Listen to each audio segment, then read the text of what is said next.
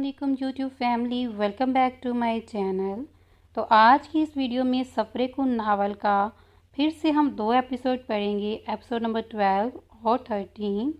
Video को start करने से पहले चैनल को सब्सक्राइब कर दें और वीडियो को लाइक कर दें।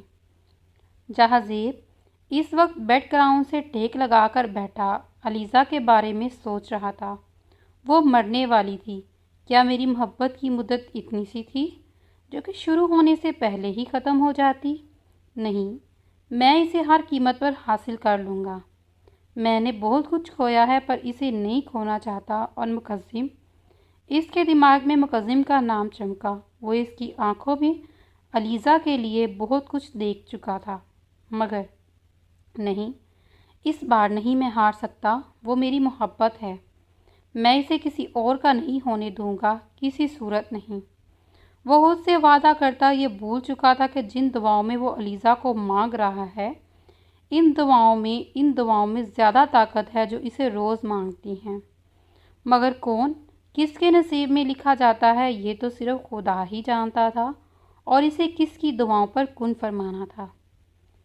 पता चला कुछ दाद। मुकज़्ज़िम इस वक्त ऑफिस में बैठा था जब दाद सामने से हाथ बांधते हुए आया। नहीं सर, हम कोशिश कर रहे हैं, मगर वो कहाँ है इस बात का पता ही नहीं चल रहा। अपने बंदों से जिन नंबर पर भी बात करता है, दोबारा वो नंबर ऑन नहीं होते। बहुत कोशिश की कि बाद में सिर्फ हमारा शक जाता है कि वो दुबई में छुपा बैठा है। ठीक है, मेरी आज की टिकट बुक करवाओ, आज की ही फ़्लाइट में दुबई जाऊंगा। मुकज़्ज़िम हुक्म देता हुआ उठ खड़ा हुआ। जी सर, दाद जवाब देता हुआ मुकज़्ज़िम के पीछे कदम बढ़ाता हुआ गया और अब ऑफिस से बाहर जा रहा था। अलीज़ा आज 6 दिन बाद यूनिवर्सिटी आई। अब वो बिल्कुल ठीक थी। सब घर वालों ने मिलकर इसका बहुत ख्याल रखा। आसिम साए की तरह इसके साथ रहता था। वो सब लेक्चर लेकर आयशा और मरियम के साथ यूनिवर्सिटी से बाहर निकली तो इसकी नज़र सामने फुटपाथ पर एक बच्चे पर गई जो शायद खाने के लिए लोगों से पैसे मांग रहा था। अलीज़ा को बेसाख्ता इस बच्चे पर तरस आया। वो इसकी जानिब बढ़ी जब आयशा ने इसका बाजू पकड़ लिया। लाली, कहाँ जा रही हो यार? इस बच्चे को इधर बुला लेते हैं, तुम ना जाओ। आयशा ने अलीज़ा की जानिब देखते हुए कहा। कुछ नहीं होता यार, देखो वो कैसे सबके आगे हाथ फैला रहा है। मैं आती हूँ अभी, अलीज़ा बोलती ज़बरदस्ती आयशा के हाथ से अपना बाजू छुड़वाती हुई आगे बढ़ी। वो बच्चे के करीब पहुँचने ही वाली थी जब किसी ने इसे पीछे की जानिब खींचा और साथ ही फ्राज में ज़ोरदार गोली की आवाज़ गूंजी। मुकज़्ज़िम अपनी फ़्लाइट के लिए निकला था जब रास्ते में यूनिवर्सिटी से निकलती अलीज़ा पर नज़र पड़ी और फिर जब वो थोड़ा चलने लगी तो दूसरी नज़र इसके सर पर गन के बने निशाने पर गई। मुकज़्ज़िम गाड़ी का दरवाज़ा खोलता तेज़ कदम लेता इसकी जानिब बढ़ा और अलीज़ा को अपनी जानिब खींच लिया, जिसकी वजह से निशाना चूक गया और अलीज़ा जो अचानक संभल न सकी सीधा मुकज़्ज़िम के चौड़े सीने से आ लगी, जबकि गोली चलने से वो एकदम डरकर इसके सीने पर सर रख गई। मुकज़्ज़िम ने अलीज़ा के गिर्द अपने हिसार बांध लिए, जबकि वो अलीज़ा की धड़कनें साफ सुन सकता था कि वो बहुत ज़्यादा डर गई थी। अलीज़ा को फ़ौरन अपनी पोजीशन का अंदाज़ा हुआ। वो एकदम मुकज़्ज़िम से अलग हुई, मगर मुकज़्ज़िम ने इसके चेहरे की तरफ देखा जहाँ डर था और नज़रें फिर झुकी हुई थी। आप ठीक है? मुकज़्ज़िम की भारी और गमगीन आवाज़ पर अलीज़ा के गानों में पड़ी तो वो फक्त हाँ में ही सर हिलाकर रह गई। लाली, तुम ठीक हो? तुम्हें कुछ हुआ तो नहीं? अलीज़ा को मरियम और आयशा की आवाज़ सुनाई दी। वो झटके से पीछे मुड़ी। मैं ठीक हूँ, घर चलें बस। अलीज़ा की सहमी सी आवाज़ सुनकर मुकज़्ज़िम ने अपनी बुटियाँ पींच लीं। हाँ चलो, आयशा कहती वहाँ से अलीज़ा और मरियम को लेती चले गए। मुकज़्ज़िम लंबे लंबे डग बढ़ता हुआ गाड़ी में जा बैठा जहाँ दाद ड्राइवर के साथ बैठा हुआ था। गाड़ी वापस मोड़ो। ड्राइवर को मुकज़्ज़िम की सर्द और सख्त आवाज़ सुनाई दी। मुझे यह आदमी हर हाल में चाहिए दाद, मुकज़्ज़िम सर्द लहजे में दाद से बोला। ओके सर, दाद बोलता हुआ सर झुका गया। जहाज़ेब की आंख दरवाजे पर होती दस्तक पर खुली اور وہ اٹھا اور دروازہ کھولا تو سامنے ملازم کھڑی تھی۔ وہ چھوٹے صاحب آپ کو بی بی بلا رہی ہیں۔ ٹھیک ہے میں آتا ہوں، اس نے ملازم کو بولا اور وہ واپس چلے گی۔ جہازیب نے اپنا فون اور والیٹ اٹھایا اور کمرے سے باہر چلا گیا۔ وہ سیڑھیاں اتر کر نیچے آیا تو سامنے بی جان ساتھ رضیہ بیگم اور عالم صاحب بیٹھے ہوئے دکھائی دیے۔ السلام علیکم چچا جان، کیسے ہیں آپ؟ جہازیب عالم صاحب کے گلے ملتے ہوئے بولا۔ میں ٹھیک ہوں بیٹا، اپنی چچی سے پوچھو جو تم سے ملنے کے لیے بے چین تھی۔ ماں جی کیسی ہیں آپ؟ جہازیب رضیہ بیگم کی جانب بڑھا۔ میں ٹھیک ہوں میرا بچہ، تم کیسی ہو؟ اب شہر جا کر بھول ہی جاتے ہو، حویلی کیوں نہیں آتے؟ جی ماں جی کام ہی بہت تھا، اس لیے شہر میں رہنا پڑا، جہازیب نے وضاحت دی۔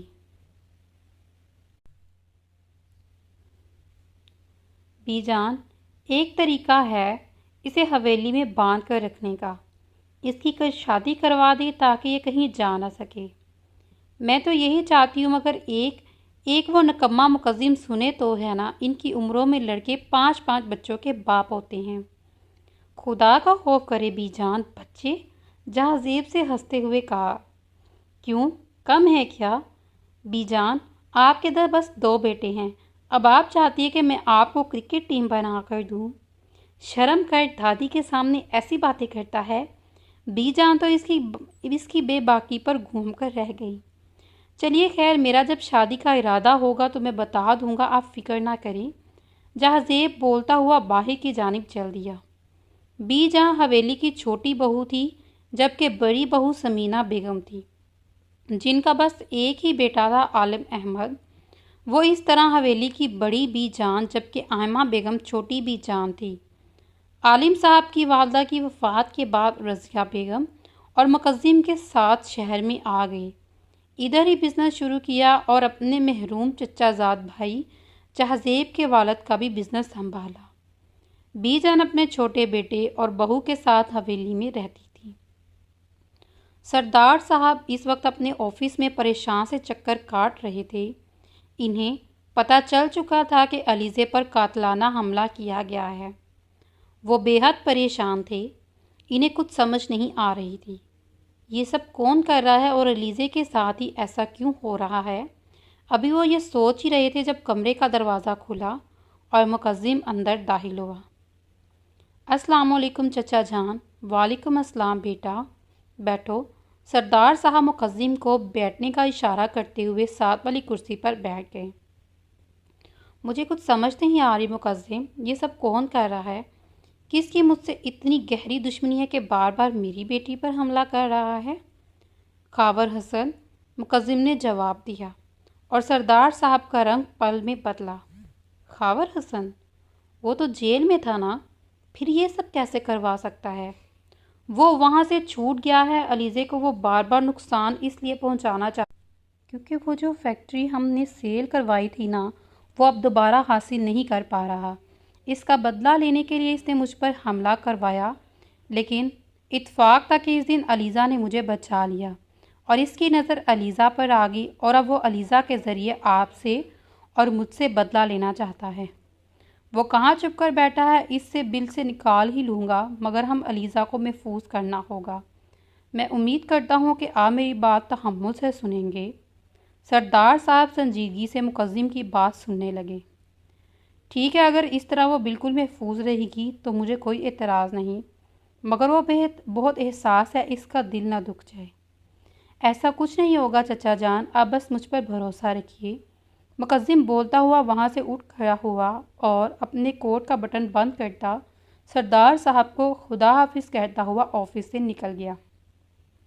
علیزے جب گھر آئی تو کمرے میں بند تھی، وہ بہت زیادہ ڈر گئی تھی۔ ہو سکتا تھا کہ غلطی سے ہو، بھلا مجھے کوئی کیوں مارے گا؟ علیزے نے بیڈ پر لیٹتے ہوئے چھت کو گھورتے ہوئے سوچا۔ ہاں ایسا ہو سکتا ہے، میں کیوں ٹینشن لے رہی ہوں؟ علیزہ خود کو بولتی ہوئے اٹھ کھڑی ہوئی اور وضو کرنے کے لیے واش روم میں بیٹھ گئی۔ نماز پڑھ کر علیزہ باہر کی جانب بڑھی۔ ماما جان، علیزہ نے لاؤنج میں بیٹھی آمنہ بیگم کی گود میں سر رکھ کر لیٹ گئی۔ میرا بچہ کیا ہوا؟ آمنہ بیگم نے محبت سے علیزہ کے بالیوں میں انگلیاں چلاتے ہوئے کہا۔ I am so relieved you have magic in your fingers.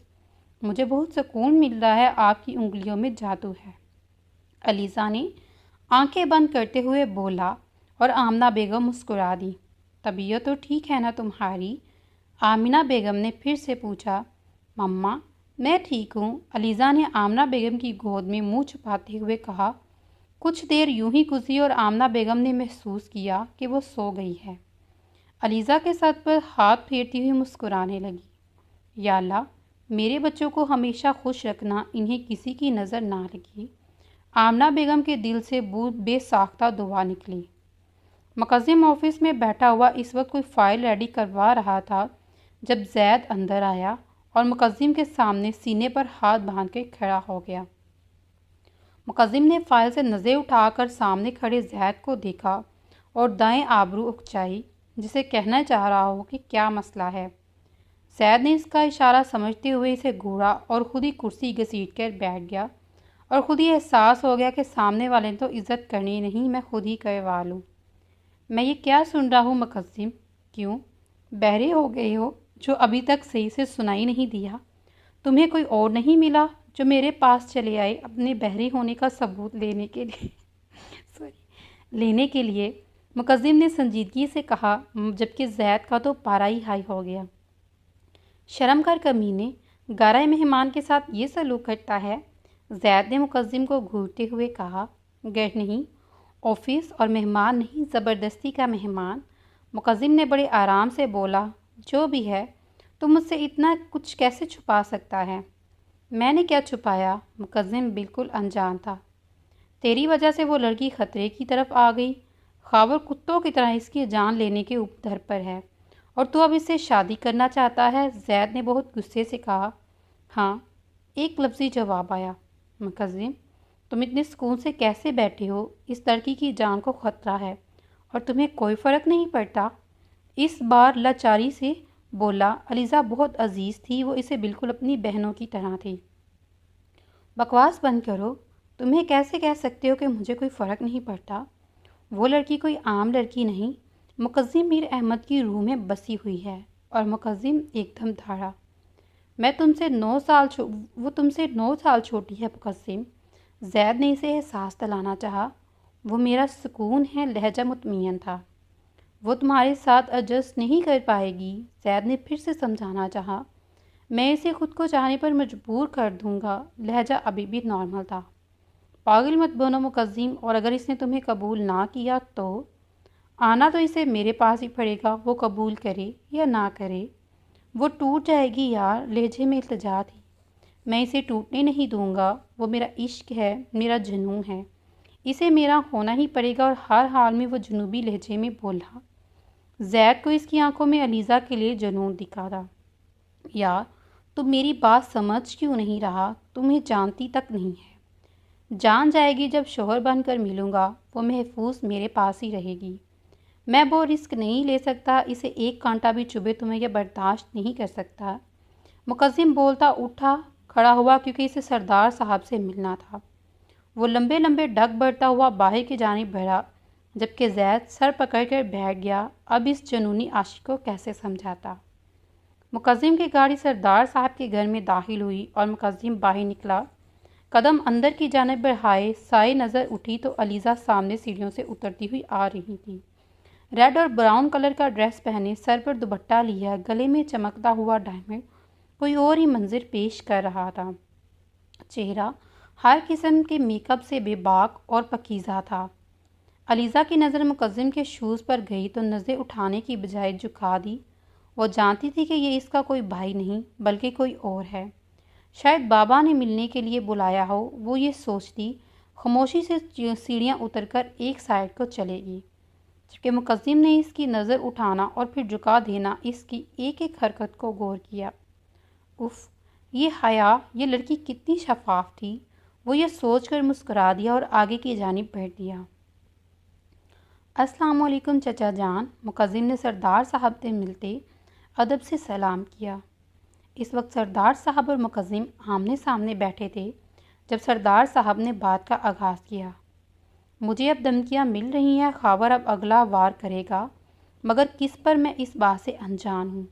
لیکن میں اپنے گھر کو کسی دشمن کی نظر بالکل نہیں کر سکتا۔ میری اولاد، میری بیوی، میری کل زندگی کا اثاثہ ہے۔ میں انہیں کیسے دشمنی میں کھو سکتا ہوں؟ مجھے علیزے کی فکر زیادہ ہے۔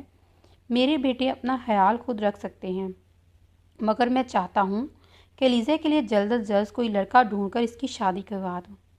چچا جان، میں سیدھی ہی بات کروں گا، مجھے بات گھما پھرا کر کرنے کی عادت نہیں۔ پرسوں حویلی سے بی جان اور ماں جی اور بابا کے ساتھ رشتہ لے کر آئیں گے۔ نکاح خفیہ ہوگا اور صرف گھر والوں کی موجودگی میں ہوگا۔ اگر آپ کو مجھ میں کوئی کمی محسوس ہوتی ہے تو آپ کے پاس انکار کا اختیار موجود ہے۔ مقدم نے سنجیدگی سے کہا اور اٹھ کھڑا ہوا۔ آپ اپنا جواب بتا دیجیے گا، میں منتظر کروں گا۔ مقدم کہتا ہوا اٹھ کھڑا ہوا اور دروازے کی جانب بڑھ دیا۔ مجھے منظور ہے، تم بھیج دینا۔ سردار صاحب کی آواز سنتے ہی مقدم مڑا اور ان کے قریب جا کر بولا، پرسوں حویلی والے آپ کے پاس موجود ہوں گے، خدا حافظ۔ وہ کہتا لمبے ڈگ بڑھتا باہر نکل گیا، جبکہ سردار صاحب کو علیزے کی فکر ہونے لگی۔ پتہ نہیں وہ مانے گی یا نہیں، اس کے بھائی تو اچھا خاصا ویلا مچائیں گے۔ مقدم نے حویلی فون کر کے آنے کی اطلاع دی اور وجہ بتا دی، جس کی وجہ سے کسی نے بھی اعتراض نہ کیا۔ دل سے مان گئے۔ عالم صاحب کو اپنے جگری یار کی بیٹی دل سے قبول تھی، سب سے بڑھ کر ان کے بیٹے کی پسند۔ وہ سب بہت خوش تھے، مگر بی جان اور رضیہ بیگم کو صرف نکاح پر اعتراض تھا۔ وہ چاہتی تھی کہ شادی دھوم دھام سے ہو۔ مقدم کے اصرار کرنے پر مان گئی۔ چلو، وہ شادی کے لیے مانا تو صحیح، یہی کافی ہے۔ مقدم کا فون بجنے لگا۔ سنا ہے؟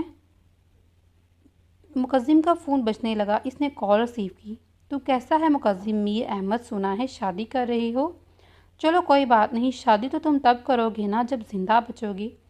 تم کل اس سے نکاح کرنے والے ہو نا، مگر افسوس آج تم اس کا جنازہ اٹھاؤ گے۔ ساتھ ہی کمینگی سے کہکا گونجا۔ اس کی بات سن کر مقدم کی جسم کی رگیں تنی۔ تم خاور حسن بھول کر بھی یہ غلطی مت کرنا، ورنہ ایسی موت دوں گا کہ تمہاری روح کانپ جائے گی۔ مقدم نے ڈانٹتے ہوئے، جبکہ مقابل جا کر ایک اور کہکا فون کی اسپیکر میں گونجا۔ تم میرا کچھ نہیں بگاڑ سکتے، پہلے اپنی مشکوکہ کو تو پتہ لگوا لو۔ سنا ہے اس وقت یونیورسٹی سے گھر جاتی ہے۔ سوچو، اگر اس کا ایکسیڈنٹ ہو جائے یا اسے گولی لگ جائے تو کیا ہوگا؟ وہ ابھی بول ہی رہا تھا جب مقدم نے پوری قوت سے موبائل دیوار پہ جلدی سے جلدی اپنی کار کی چابی پکڑے باہر کو دوڑا اور فل سپیڈ میں گاڑی چلاتا 20 منٹ کا رستہ طے کرتا علیزے کی یونیورسٹی پہنچا۔ علیزے یونیورسٹی سے باہر نکلی تو سامنے کوئی سڑک پر گرا ہوا نظر آیا۔ وہ بھاگ کر اس کی طرف پہنچی اور وہ نیچے جھکی۔ وہ لڑکا ایک دم سے اٹھا اور گولی چلا دی اور فضا میں گولی کی آواز کے ساتھ ساتھ ایک چیخ کی آواز گونجی۔ مقدم یونیورسٹی پہنچا تو اس نے دیکھا علیزے چلتی ہوئی سڑک درمیان جا رہی ہے۔ وہ وہاں کوئی اوندے منہ پڑا ہوا تھا۔ ایک سیکنڈ لگا کر ساری بات سمجھنے میں ایک جھٹکے سے گاڑی سے نکلا اور دوڑتا ہوا علیزے تک پہنچا اور اپنی طرف کھینچا۔ اس کی جگہ پر آ گیا اور چلی گئی گولی مقدم کے بازو پر لگی، جہاں سے خون پانی کی طرح بہنے لگا۔ مقدم نے اپنے کوٹ سے پسٹل نکالی اور اس لڑکی کی ٹانگوں پر چلا دی اور وہ وہیں گر پڑا۔ مقدم نے علیزے کی جانب دیکھا جو اتنا ڈر چکی تھی کہ اپنی آنکھیں تک نہیں کھول رہی تھی۔ مقدم نے اس کا ہاتھ پکڑا اور ساتھ لیے گاڑی تک آیا، فرنٹ سیٹ پر اسے بٹھایا اور خود ڈرائیور سیٹ پر بیٹھ گیا۔ گاڑی آگے کو بڑھائی۔ گاڑی چلتے ہی علیزہ فوراً ہوش میں آئی اور گاڑی کا دروازہ کھولنے کی کوشش کرنے لگی۔